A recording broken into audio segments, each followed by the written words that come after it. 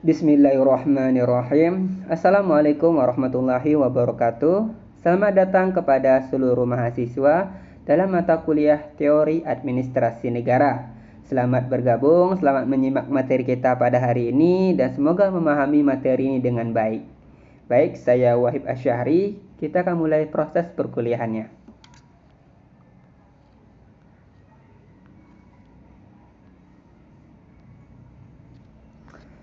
Baik, teman-teman mahasiswa sekalian, dalam mata kuliah Teori Administrasi Negara yang terdiri dari 3 SKS, pada pertemuan ke-10 kita akan membahas mengenai tentang dampak globalisasi pada ilmu administrasi negara. Era saat ini dikenal sebagai era globalisasi, era perdagangan bebas atau liberalisasi ekonomi. Pada masa menguatnya peran negara, statisme, banyak sekali bidang yang ditangani negara, sehingga kedudukan administrasi negara sebagai praktek maupun ilmu mengakar kuat di masyarakat. Namun, di era globalisasi, peranan sektor publik melemah. Sebaliknya, sektor swasta atau bisnis menjadi semakin kuat. Campur tangan negara yang besar, khususnya di bidang ekonomi, dianggap dapat membunuh inisiatif masyarakat dan dunia swasta. Karena itu, segala bentuk monopoli dan proteksi harus dihapus. Istilah globalisasi secara sempit sering dikaitkan dengan fenomena aktivitas ekonomi berskala global. Sesungguhnya, ada banyak dimensi dalam fenomena globalisasi. Dalam lingkup ekonomi, globalisasi menunjuk ekonomi pasar atau bisnis yang terintegrasi secara global.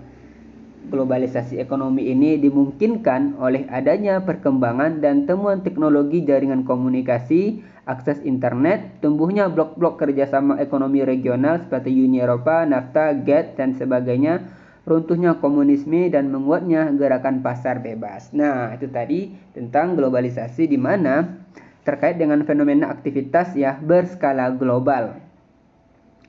Nah, jadi hal itu terjadi karena adanya penemuan dan perkembangan di bidang teknologi seperti komunikasi, akses internet, terus adanya kerjasama secara ekonomi regional. Nah, itu semua terjadi mengakibatkan adanya perkembangan di aspek ekonomi, salah satunya ya dampak dari globalisasi. Seperti yang kita tahu, kita bisa mengakses informasi dari belahan dunia manapun melalui internet, jaringan, ya, media-media. Seperti itulah yang membuat kita bisa memahami dengan baik dan mengetahui secara pasti informasi dari belahan dunia. Dari sisi politik, globalisasi ditandai oleh pudarnya negara bangsa dan semakin kuatnya peran aktor-aktor non-negara. Globalisasi dapat juga berarti internasionalisasi, yakni meningkatnya relasi lintas bangsa yang mengatasi identitas dan batas yurisdiksi negara. Globalisasi adalah suatu proses di mana manusia atau masyarakat dengan latar belakang berbeda di berbagai belahan dunia bisa saling berinteraksi baik secara ekonomi, politik, dan budaya. Nah, itu tadi ya, di mana globalisasi adalah merupakan merupakan bentuk ya, di mana manusia antar manusia lain dari belahan dunia manapun ya saling berinteraksi baik secara ekonomi, politik, dan budaya. Pengintegrasian hampir semua aspek kehidupan manusia ke lingkup global menumbuhkan suatu peradaban baru atau semacam budaya global. Karena itu, B. Hari Priyono mengartikan globalisasi bukan sekedar soal perdagangan bebas. Globalisasi sebagai perentangan cara hidup, cara berpikir, cara merasa, dan cara bertindak ke lingkup seluas bola dunia. Bukan hanya seluas lingkup suku atau negara bangsa atau globalisasi. Dalam hal ini, globalisasi dipahami sebagai suatu cara pandang atau way of life. Nah, menurut Ali Farasman tahun 1999 menyebutkan 6 definisi globalisasi yang terkait dengan administrasi negara. Yang pertama, globalisasi as internationalization, di mana globalisasi dimaknai secara sempit sebagai gejala semakin meningkatnya hubungan lintas batas negara antar organisasi. Dalam administrasi negara ini bukan fenomena yang baru, karena sejak dulu telah terjalin hubungan kerjasama ekonomi dan politik antar negara. Gejala internasionalisasi administrasi negara mulai menguat selepas berakhirnya Perang Dunia II. Fenomena internasionalisasi semakin menguat dengan berdirinya Perserikatan Bangsa-Bangsa dan badan-badan penopangnya. Pengaruh internasionalisasi terhadap ilmu administrasi negara ditandai dengan berkembangnya ilmu perbandingan administrasi negara. Yang kedua, ada globalisasi as border openness. Globalisasi berarti dihapusnya aturan-aturan negara yang menghambat dan kebijakan proteksionis sehingga mempermudah terjadinya transaksi finansial dan komunikasi secara cepat dan hubungan perdagangan dan budaya. Dunia yang tanpa batas ditandai oleh ekonomi yang disatukan secara global, pemerintahan global, budaya global yang homogen atau sama, dan akan berimplikasi pada tumbuhnya sistem administrasi negara global. Administrasi negara global berarti thinking globally and acting locally, yaitu berpikir global dan bertindak lokal. Munculnya konsep-konsep seperti New World, Global Village, Global Management, dan sebagainya menjadi tanda dari gejala administrasi negara global. Yang ketiga ada globalization as process. Dari sudut pandang ekonomi politik, globalisasi bukanlah suatu fenomena baru tapi bagian dari proses akumulasi kapital atau besar dalam kapitalisme modern yang telah berlangsung secara terus-menerus selama berabad-abad. Hanya saja saat ini berlangsung semakin intensif dikarenakan adanya penemuan-penemuan teknologi modern. Yang keempat, globalization as ideologi. Ideologi di balik globalisasi adalah ideologi demokrasi kapitalis barat. Kekayaan dan kekuasaan informasi termasuk propaganda yang disebarkan ke seluruh dunia melalui media, pers, komputer atau internet, dan sistem komunikasi satelit menanamkan citra sistem politik yang ideal yang perlu ditiru banyak negara. Kebebasan, kemerdekaan, freedom, liberalisme, individualisme, pasar bebas, hak asasi manusia atau HAM, multikulturalisme, plural demokrasi, dan sebagainya menjadi kata-kata kunci dari kekuatan ideologi globalisasi. Ide-ide dalam ideologi globalisasi ini membutuhkan peran ekonomi politik dan administrasi negara yang minimal. Selanjutnya, yang kelima, globalization as phenomena. Sebagai fenomena, globalisasi menunjuk pada segala sesuatu yang bersifat luas, menyebar, dan di luar jangkauan batas waktu dan ruang atau spasial. Dalam globalisasi waktu, jarak dan batas-batas teritorial menjadi tidak penting atau bukan lagi menjadi hambatan. Dunia menjadi satu laksana kampung global. Dunia yang semakin menyatu jelas berdampak secara signifikan pada eksistensi lembaga negara dan lembaga-lembaga lain yang batas teritorialnya tidak mudah dilanggar atau tertutup. Globalisasi membawa perubahan kekuasaan dan peran sosial, ekonomi, dan politik dari lembaga negara. Selanjutnya yang keenam, globalization as both transcending phenomena dan proses. Globalisasi sebagai suatu fenomena dan proses mendefinisikan globalisasi berlandaskan pada definisi-definisi globalisasi sebelumnya, yaitu sebagai proses, globalisasi merupakan upaya akumulasi kapital yang dilakukan kapitalis global dengan cara melakukan ekspansi usaha ke daerah-daerah baru dan mencari kesempatan atau peluang usaha baru demi meningkatkan akumulasi kapital skala atau level global. Nah, sebagai fenomena, globalisasi menunjuk keadaan-keadaan yang diakibatkan oleh adanya proses akumulasi kapital, baik itu dampak yang positif maupun negatif. Dalam perspektif ini, semua aktor dan lembaga bisa menjadi penyebab dan terkena dampak dari globalisasi. Nah, selanjutnya nih, kita akan membahas tentang globalisasi dan implikasinya terhadap administrasi negara. Globalisasi bisa berdampak baik dan bisa juga buruk. Menurut Ali Farasman tahun 1999 menyatakan globalisasi membangun fondasi suatu peradaban baru yang ditandai oleh banyak paradoks. Semua negara terkena dampak globalisasi, namun kemampuan atau kesiapan tiap negara untuk merespon dampak tersebut berbeda-beda. Dengan kata lain, manfaat yang ditimbulkan dari globalisasi tidak bersifat universal. Jadi, ada seperti negara-negara telah memiliki sumber adidaya yang maju, seperti negara-negara maju yang ketika dihadapkan pada situasi ketika negara-negara maju tersebut yang memiliki sumber adidaya lebih besar dihadapkan pada suatu globalisasi, mereka bisa mendapatkan keuntungan yang lebih malah dari proses globalisasi tersebut, seperti menyebarkan produk-produk mereka, karya-karya mereka, memasarkan gitu kan. Jadi membuat dari segi ekonomi menguntungkan dalam aspek pasar bebas gitu. Namun untuk negara-negara berkembang yang belum memiliki sumber adidaya banyak, masih minim ataupun teknologi yang minim, tentunya ini akan membuat ketidaksiapan dalam menghadapi globalisasi tersebut. Nah, seperti itu. Nah, Farasman mengidentifikasi beberapa dampak negatif globalisasi, antara lain berkurangnya atau hilangnya kedaulatan negara.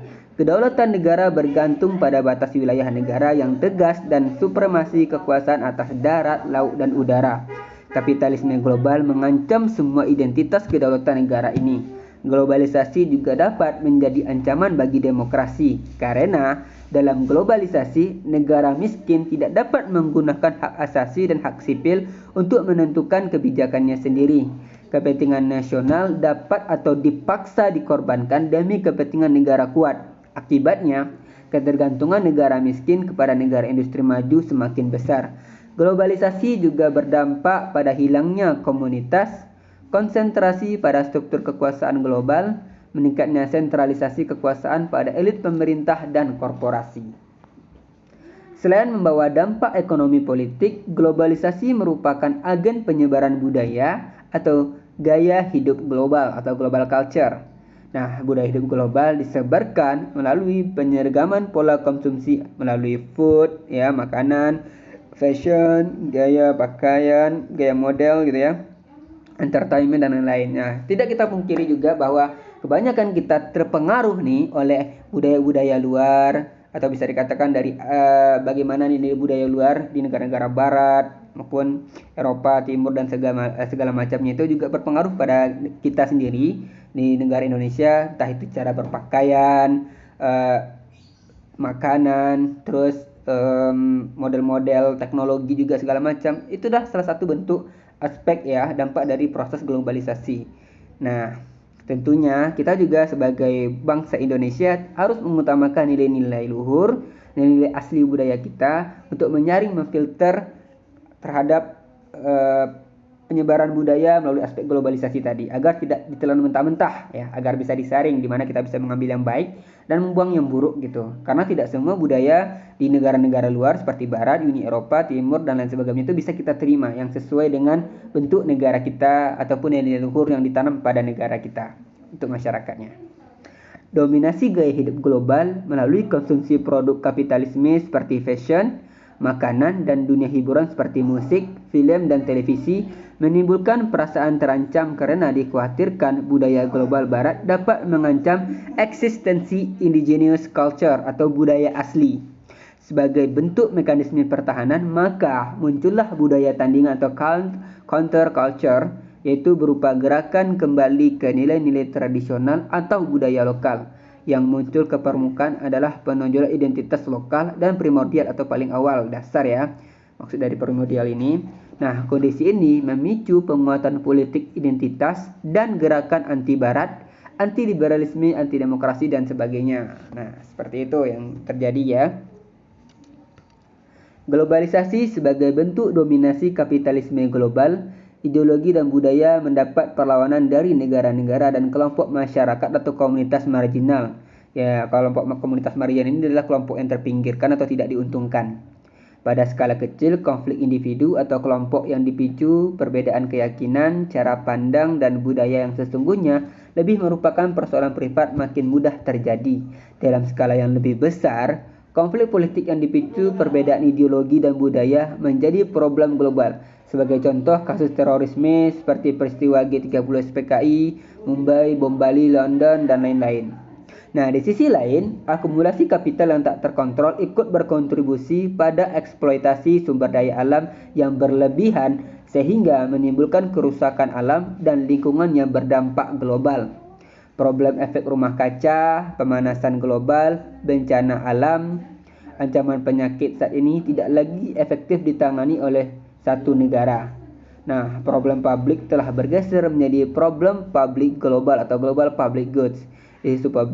Isu-isu publik berkembang menjadi supra teritorial isu. Seperti contohnya adalah kasus Covid ya, di mana kasus Covid bukan hanya lagi permasalahan terjadi di Cina atau di Wuhan, sekarang sudah menjadi permasalahan skala global dunia, di mana sekarang untuk kita pergi berpergian pun, entah itu di dalam negara sendiri, lokal, perjalanan lokal ataupun internasional, wajib menggunakan tes PCR atau menggunakan kartu vaksin. Nah, itu secara global dunia. Jadi, selain itu ketika ancaman-ancaman ini tidak lagi ditangani oleh suatu negara, maka telah bergeser menjadi problem publik global, ya, global public goods, yang dimana menjadi ancaman bagi seluruh dunia gitu. Nah, berkembanglah menjadi supra teritorial issue. Perkembangan problem dan isu publik yang semakin kompleks menimbulkan krisis kepemerintahan atau krisis of governance. Negara menjadi lemah dan tidak berdaya menghadapi perubahan besar-besaran akibat proses globalisasi ekonomi, politik, dan teknologi. Menurut Solihin Abdul Wahab tahun 2000, administrasi negara dihadapkan pada situasi dilematis, yaitu terlalu besar untuk urusan-urusan kecil dan terlalu kecil untuk urusan-urusan besar. Negara yang berfungsi menyelesaikan urusan publik dipaksa untuk mengurus hal-hal yang sebenarnya merupakan wilayah privat. Sebaliknya, negara menjadi tidak berdaya atau powerless dalam memecahkan problem-problem publik global seperti masalah kerusakan lingkungan, narkoba, kesehatan, keamanan, dan krisis ekonomi. Menurut Wahab, krisis kepemerintahan disebabkan masih kuatnya hegemoni atau dominannya pengaruh negara atas segala aspek kehidupan, terutama pelayanan publik, model pemerintahan birokratis Weberian, struktur vertikal hierarkis, formalistis, intervensionis, dan sebagainya, tidak akomodatif dengan perubahan lingkungan ekonomi, sosial, dan budaya yang mengalami perubahan dengan cepat. Di tengah arus perubahan lingkungan eksternal yang semakin mondial atau mendunia dan kompetisi birokrasi tipe lama yang menggunakan pendekatan hierarkis formalistis menjadi tidak akomodatif. Ya. Jadi, tadi saya ulangi, di tengah arus perubahan lingkungan eksternal yang semakin mondial atau mendunia dan kompetitif, birokrasi tipe lama yang menggunakan pendekatan hierarkis formalistis menjadi tidak akomodatif terhadap tuntutan perubahan. Menurut Miftah Toha tahun 1995, menyebut birokrasi publik tipe lama atau model Weberian sebagai sistem yang tipikal bagi jenis organisasi yang tidak menampung aspek-aspek di luar hierarki kekuasaan. Nah, oleh karena itu, dianjurkan menggunakan pendekatan birokrasi yang beyond hierarchical approach. Era globalisasi telah mendorong lahirnya banyak konsep dan teori baru yang intinya berisi pemikiran untuk mereformasi birokrasi model Weberian agar lebih mengakomodasi prinsip-prinsip manajemen yang pro-pasar dan meminimalisir peran negara. Sebagai contoh, paradigma yang menerapkan prinsip-prinsip yang berkembang di sektor bisnis untuk memperbaiki kinerja administrasi negara seperti New Public Management di Inggris, Reinventing Government di Amerika Serikat, Managerialism, dan sebagainya. Paradigma yang memandang penting peran serta aktor swasta atau bisnis dan masyarakat sipil dalam penyelenggaraan manajemen dan kebijakan publik atau dikenal sebagai teori governance. Nah, selanjutnya, globalisasi terhadap administrasi negara. Yang pertama, perubahan mendasar dalam konfigurasi ranah publik dan ranah privat. Peran pemerintah dan sektor publik dalam alokasi sumber daya, distribusi kekayaan, stabilisasi dan pertumbuhan ekonomi telah dikalahkan oleh kekuatan elit-elit korporat global. Ranah publik dan ruang bagi peran serta warga negara telah diminimalisir akibat dampak globalisasi dan restrukturisasi pemerintahan. Administrasi negara harus memperjuangkan kedaulatan sektor publik dengan melibatkan masyarakat dalam administrasi negara dan menjalankan peran yang proaktif dalam manajemen sumber daya sosial dan menjaganya agar tidak jatuh ke bawah kendali aktor korporat global. Yang kedua, tantangan terbesar datang dari kemungkinan terjadinya perubahan karakter dan aktivitas negara dan administrasi negara dari civil administration to non-civil administration. Selama beberapa dekade, administrasi negara tradisional menyeimbangkan antara kepentingan elit korporat dengan kepentingan publik yang lebih luas, dengan berfungsi menciptakan stabilitas sosial politik yang amat dibutuhkan bagi akumulasi kapital dan legitimasi sistem atau rezim. Peran ini berpotensi diambil alih oleh negara korporat yang bersifat memaksa atau coercive, yang ditandai dengan usaha keras negara untuk menekan potensi ancaman warga negara terhadap tatanan sosial yang ada. Dalam model non-civil administration, negara bukan penyelenggara urusan publik, tapi menjadi alat kontrol sosial dan fasilitasi akumulasi kapital. Hal ini menjadi ancaman yang harus dihindari oleh semua administrator publik. Nah, yang ketiga, globalisasi memaksa administrasi negara untuk bekerja lebih keras dengan kapasitas yang semakin berkurang. To do more with less. Administrator negara dituntut untuk melaksanakan tugas yang hampir mustahil, yakni menghasilkan output lebih banyak di bawah tekanan psikologis karena ketakutan dan berkurangnya kapasitas personal, dan apabila gagal akan mendapat tudingan kalau birokrasi pemerintah tidak efisien. Selanjutnya yang keempat, profesionalisasi administrasi negara sebagai bentuk respons terhadap tantangan global. Profesionalisasi membawa standar kelembagaan, moral, dan etika dalam pelayanan publik ke tingkatan global. Dampak globalisasi dan kegagalan pasar akan mengundang intervensi pemerintah untuk mengatasinya. Administrasi negara yang profesional akan siap sedia menghadapi segala ekses atau peristiwa melampaui batas negatif dari kapitalisme. Selanjutnya, yang kelima, globalisasi mendorong meningkatnya privatisasi yang membuka kesempatan yang lebih besar bagi terjadinya korupsi. Korupsi telah merubah sumber daya sosial menjadi aktivitas-aktivitas yang tidak produktif, ilegal, dan immoral. Korupsi juga menghancurkan kepercayaan publik pada kepemimpinan dan legitimasi sistem.